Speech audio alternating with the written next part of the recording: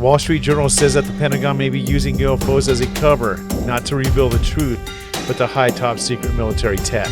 Even whistleblower David Grusch, they claim might have been fed disinformation, all part of a decades-long smokescreen. But in a new NewsNation interview, Ross Coulthart, the former Navy pilot Ryan Graves, fired back, saying this theory ignores the critical facts. People are seeing these things. Trained pilots, civilians all over the world. So is the government hiding alien tech or hiding its own lies? Let's get into it.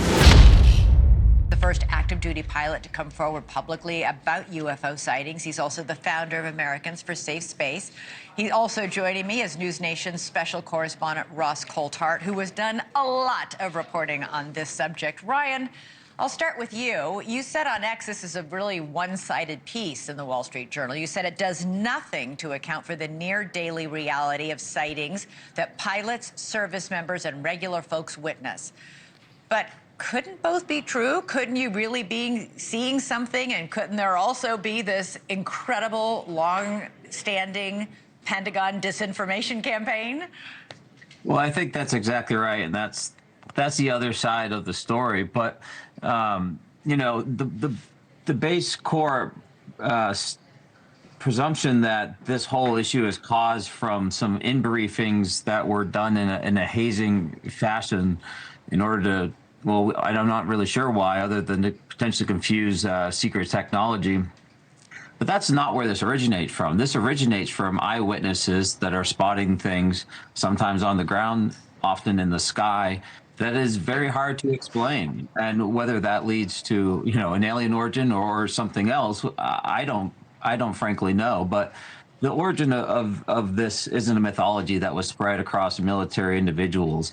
Now, that might have been leveraged in order to take advantage of the confusion that was present from aviators and military folks that were witnessing these encounters. But no, I would disagree that they are the core progeny of this issue. Yeah, you saw what you saw. You weren't fed some fake disinformation from somebody at the Pentagon. You saw what you saw. Exactly, and there's thousands of instances of service members and regular people having similar experiences that can't be chalked up to simply disinformation coming from the Pentagon. Okay. But it does highlight a very important issue, I think, which is that if this is going on, this is basically a deception campaign against the American public, which I'm very confident that Congress is not read into. All right, Ross, what do you make of all this, Ross? Good evening, Elizabeth. I agree with Ryan. I think the hilarious thing about this, it's such a joke, this Wall Street Journal article, because it's effectively admitting what we've known for years, which is that there are people, gatekeepers to this secret about this legacy UAP program, who have been lying to and deceiving the American public for years. And now it's official from one of the most senior people who served as the person in charge of investigating UAPs. Put simply, his explanation makes no sense. The idea that this would just be part of a hazing ritual to try and encourage people to believe in aliens as a cover for some secret US stealth program, it really doesn't make a lot of sense. We've known for years that disinformation is being used and that UFOs are often used as cover, but that doesn't explain the first-hand witnesses who say they have 100%. seen craft and that they have direct knowledge of a UAP program.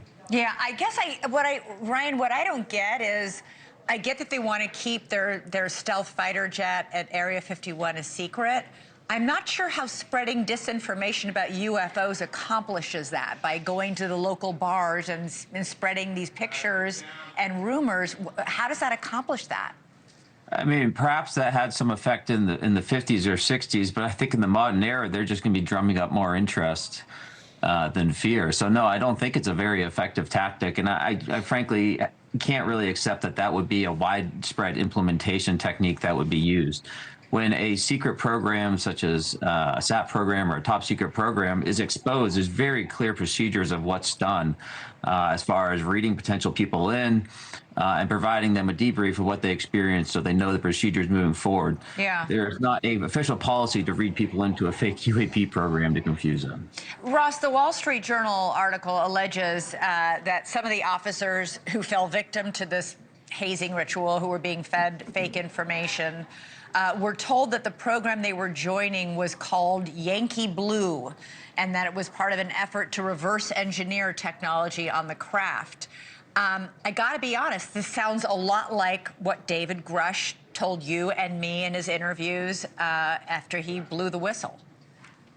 Look, it's quite clear, Elizabeth, that someone in the Pentagon has tailored what is quite clearly deliberate disinformation just to confuse the public.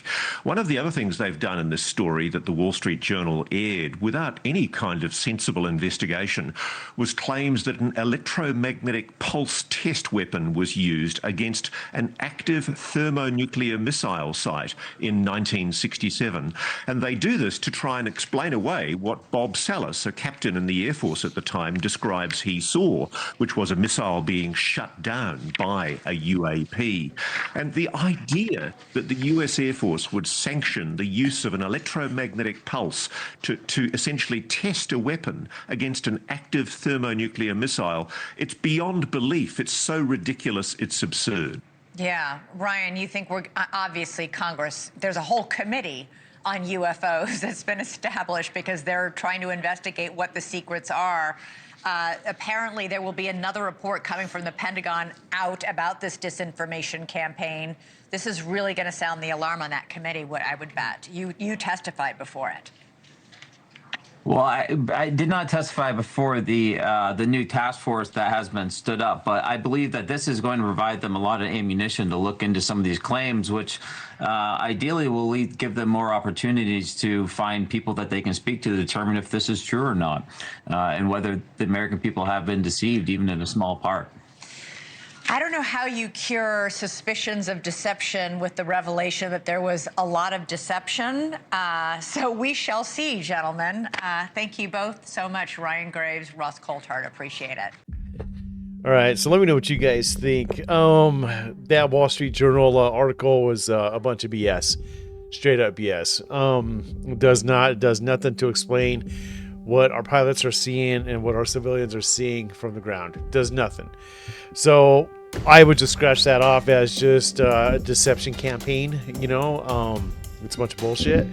So Congress is going to have another meeting apparently, and hopefully we can get down to the bottom of this and start moving forward, right? Because it's so obvious that they're trying to push all this under the rug and take some of the attention off of it.